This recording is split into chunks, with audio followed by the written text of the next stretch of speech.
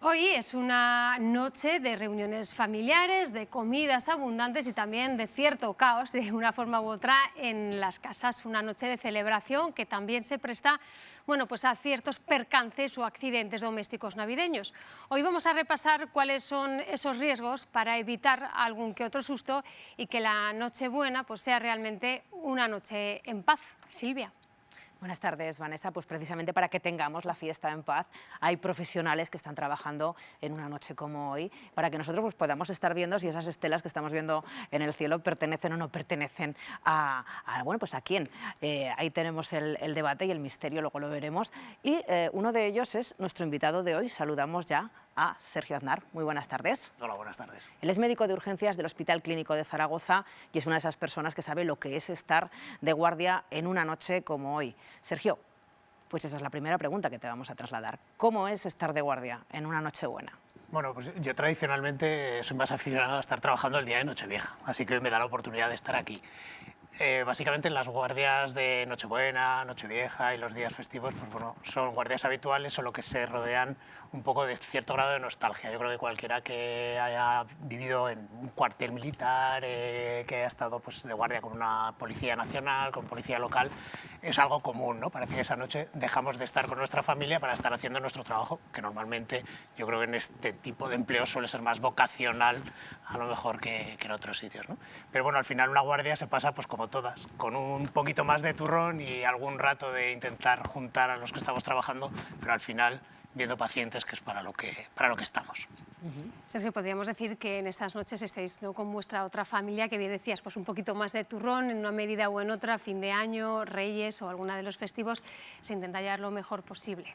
Hombre, siempre intentamos, depende un poquito de los sitios, ¿no? Yo siempre he trabajado en ambiente hospitalario, y te encuentras un poco de todo, porque yo he estado en muchos hospitales, pero intentamos juntarnos o bien por servicios. La urgencia normalmente es un servicio muy numeroso, entonces pues juntamos médicos, residentes, enfermeras, auxiliares, celadores, en los sitios que a lo mejor son los comarcales o hospitales más pequeños. En hospitales a lo mejor tan grandes como es en este caso el mío, el clínico, pues a lo mejor se hace un poquito más por grupos porque todo el mundo no puede estar parado a la vez, ¿no? Pero bueno, se intenta respetar, pues por ejemplo, el rato de las uvas el día de Nochevieja o en días como hoy, pues un rato, por lo menos ese ratito de la cena, ¿no? Bueno, pues ocurre que estas noches no son siempre noches en paz, ocurren accidentes, pasan cosas y es entonces cuando médicos como Sergio se tienen que poner en marcha. Hemos querido preguntarles a ustedes, a los aragoneses, por anécdotas que tengan sobre urgencias este día. Quemaduras con la sartén, aceite, lo que más, quemadura de segundo grado. Estaba cortando el jamón con mucho entusiasmo y corté algo más del jamón y la mujer me lo curó. A ver, no me pasó nada de ir a urgencias, pero sí que estábamos en casa de mi abuela y se me rompió la silla y me caí así al suelo. Caídas y más si hay nieve. Algún resbalón sí que ha habido. O algún choque contra el marco de la puerta también. Una cafetera en un momento sí que me acuerdo que se explotó una cafetera. No nos dimos cuenta y explotó y se dio con la campana extractora. Caray, pues menudo susto, porque desde luego si te estalla la cafetera, sí, el susto para uno y para los vecinos es importante. Sergio, ¿hay accidentes típicamente navideños que solo pasan estas fechas? Hombre, exclusivamente navideños yo diría que no. Si puedo contar una anécdota, salvo yo que podría decir que atendía a uno de los pajes de los Reyes Magos, pero bueno, fue... Dicho así, parece importante, ¿no? No, pero bueno, yo trabajé durante años en el Príncipe de Asturias de Alcalá de Henares y sí que es cierto que allí había un centro de animales salvajes donde van los animales que se están rehabilitando, digamos, para ir a los zoológicos, pero también estaban los camellos que salen en la cabalgata de Reyes de Madrid. Y debían estar estresados por las fechas porque le mordieron a uno de los cuidadores y me tocó atenderle, así que en cierto modo es una atención a un paje de los Reyes Magos.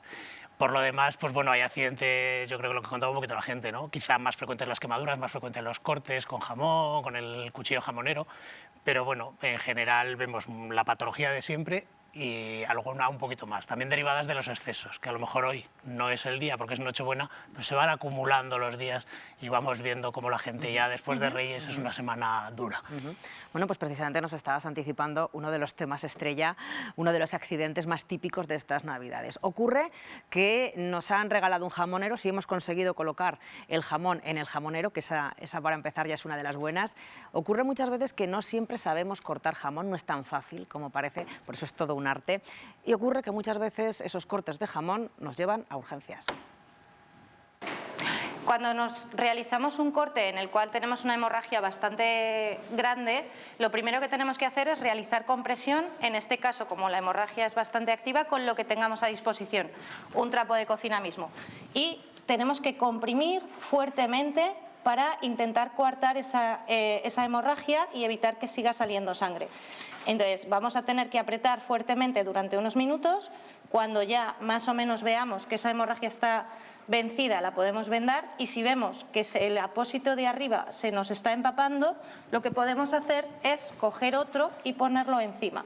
Pero el primero no lo tendríamos que quitar nunca. Entonces, en el momento en que ya tenemos esta hemorragia más o menos controlada, tendríamos que coger una venda o en su lugar un pañuelo o cualquier cosa que nos sirva para sujetar este apósito en su posición y conseguir poder retirar a esta persona para llevarla a un centro sanitario. Una cosa que podemos hacer es, justo encima donde está el punto sangrante, girar la venda para que haga más presión y nos ayude a coartar esa hemorragia.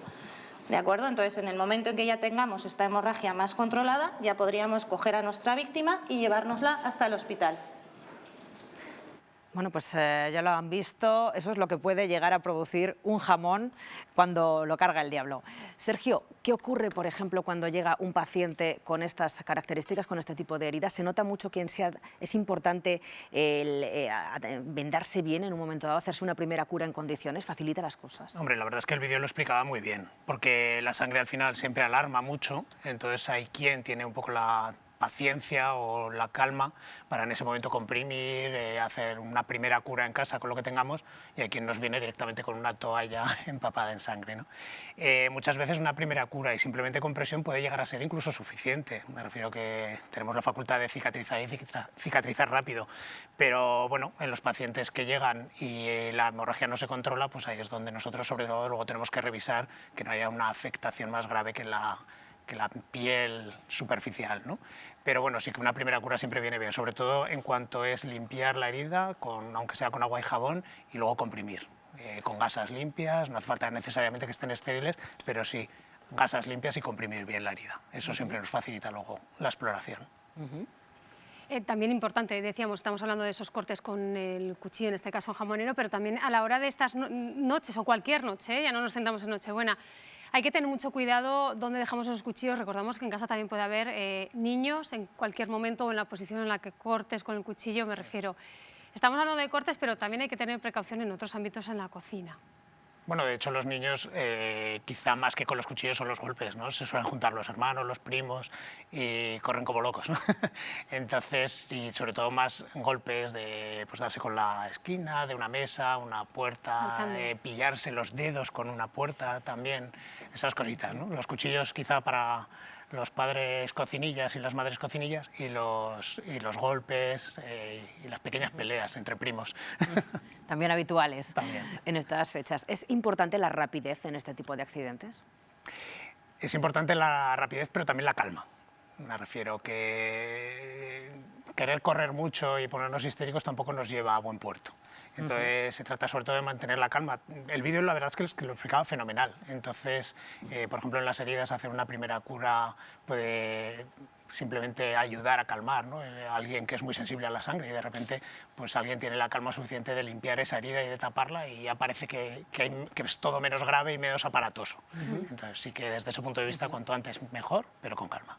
Bueno, pues vamos a por otro de esos accidentes que ocupan el podio de los más típicos de estas fechas. Les hablamos de los atragantamientos, ese momento en el que estamos en la cena de Nochebuena y hace mucho que no vemos al primo, te pones a hablar con él y de repente estás comiendo a la vez y de repente te has atragantado. Vean. En el momento en el que nos encontramos con un atragantamiento, lo primero es mantener la calma y animar a la víctima a toser. En el momento en el que vemos que la víctima esa tos ya no es efectiva, tendremos que pasar a la maniobra de Heimlich, colocando nuestras manos en la parte que une las costillas con el estómago y comprimiendo rápido y fuerte para eliminar ese objeto extraño de las vías aéreas del paciente. Aquí estamos viendo esa maniobra, pero claro, y en el caso en que, imagínate que en un momento dado estamos solos, que no hay una compañía, ¿también hay forma de nosotros mismos poder hacer algún tipo de ayuda? Recuerdo que alguna vez sí que nos decían apoyándose en una silla, quizá. Sí, vuelvo un poco a reiterarme, es mantener la calma. Hay veces que pequeñas maniobras, al final la maniobra de Heimlich es una maniobra, estaba muy bien explicada, es una maniobra de compresión. Pues bueno, si no tenemos a nadie que nos comprima desde atrás, nosotros mismos podemos intentar comprimirnos contra una silla o contra una esquina de un mueble. De todas formas, como estaba también explicado el tema del atragantamiento, con el compromiso de la vía aérea o respiratoria, yo también querría llamar un poquito la atención en estos días a los alérgicos, ¿vale? Todos tenemos familia, amigos alérgicos al marisco, alérgicos a los frutos secos o a un montón de alimentos, que cada día la sociedad es cierto que está más sensibilizada, vamos a los restaurantes, tenemos tabla de alérgenos, pero siempre está el cuñado que te dice, ¿cómo no te vas a comer un langostino aunque seas alérgico, ¿no? Y hay quien cae, que hay quien dice, no, me lo dijeron, llevo muchos años que no me pasa nada, y tenemos alergias, tenemos también esa... Y claro, al final se manifiesta con un compromiso de la vía aérea, en muchas ocasiones de forma rápida. Y en esos casos sí que es cierto que no vale la maniobra de Heimlich, hay que llamar al servicio de urgencias y probablemente el soporte de emergencias que se traslade al domicilio pues, pondrá el tratamiento inmediato o lo trasladará en caso necesario. Bueno, pues vamos a otro de los clásicos de estas fechas. Sitúense porque a estas horas muchos de ustedes están posiblemente con la sartén en el fuego y están pues friendo alguno de los platos que van a comer después. En ese momento, como es un proceso lento, deciden salir fuera y se ponen a hablar con alguien de la familia y de repente huele a quemado. Poco después, cuando lo intentamos apagar, llegan las quemaduras. Bueno, pues ante una situación de incendio de sartén con aceite, el peligro es la propagación vertical a campana. Entonces, ¿cómo podemos proceder? Con la tapa propia del aceite o un trapo húmedo, nos acercaremos un poquito agachados porque va el calor y las llamas hacia arriba, nos acercaremos protegidos con la tapa, será nuestro escudo y depositaremos la tapa para sofocar y eliminar el oxígeno del incendio y con ello conseguiremos extinguir. Ahora estábamos comentando precisamente que aquí lo importante es mantener la calma, claro, pero cuesta mucho en este tipo de circunstancias y al final te terminas quemando. ¿Qué hay que hacer cuando nos hemos quemado? ¿Es cierto esto de echarle aceite y todo esto?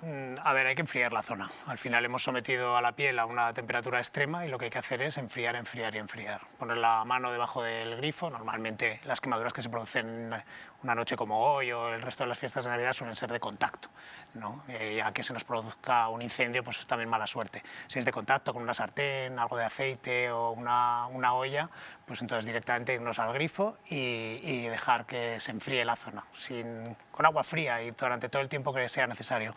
Y a partir de ahí ya sí que hay que diferenciar un poco, si simplemente se nos ha enrojecido la zona, si aparece la típica flictena o ampolla, pero bueno, incluso las quemaduras, salvo las graves, es algo que se puede tratar en casa o si tenemos mucho dolor, realmente nosotros le vamos a dar un antiinflamatorio convencional y a lo mejor una crema para quemaduras, que también los farmacéuticos están de guardia y a lo mejor simplemente con una visita a la farmacia más cercana a casa, a lo mejor se evita de esperar 2 horas en urgencias, ¿no? Entonces las quemaduras, salvo las graves, la verdad es que es un accidente doméstico que se puede tratar en casa sin problemas.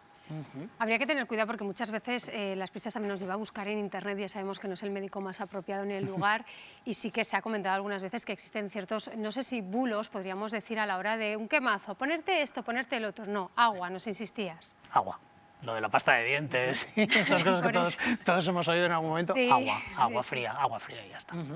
Bueno, pues hay mucha gente que precisamente para evitar las quemaduras y este tipo de accidentes decide tener un extintor en casa. Pero cuidado, porque una cosa es tener el extintor y otra cosa es saber utilizarlo. Tomen nota. Cuando ya tengamos un incendio que se ha desarrollado, deberemos utilizar ya un extintor. Pasos a seguir con un extintor son 4. Primero, miramos el manómetro, tiene que estar en verde. Segundo, quitaremos el apelmazamiento, ¿vale? Bien, puede ser moviéndolo o con golpes. Tercer paso, quitaremos anilla y haremos un disparo de prueba para ver que funciona correctamente. Y una vez ya hechas estas maniobras, procederemos a extinguir. ¿Cómo lo haremos? A favor del aire.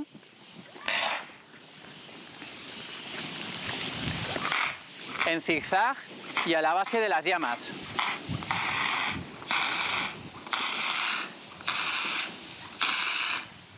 Y ya habremos extinguido correctamente un incendio. Nunca está de más saber todo este tipo de formación para saber cómo afrontar en estos días. Sobre todo también empieza a aparecer la gripe, empiezan a aparecer los catarros. ¿cuándo debemos y cuándo no debemos acudir en una noche como la de hoy al servicio de urgencias? A ver, yo creo que el COVID sirvió para algunas cosas positivas y una de ellas fue un poco poner el foco en las infecciones respiratorias y en la transmisión entre familiares. Entonces, bueno, todos queremos asistir a nuestras fiestas, reunirnos con familias, sobre todo cuando están fuera, pero desde luego si alguien está enfriado, acatarrado y con fiebre, pues entonces debería evitarlo.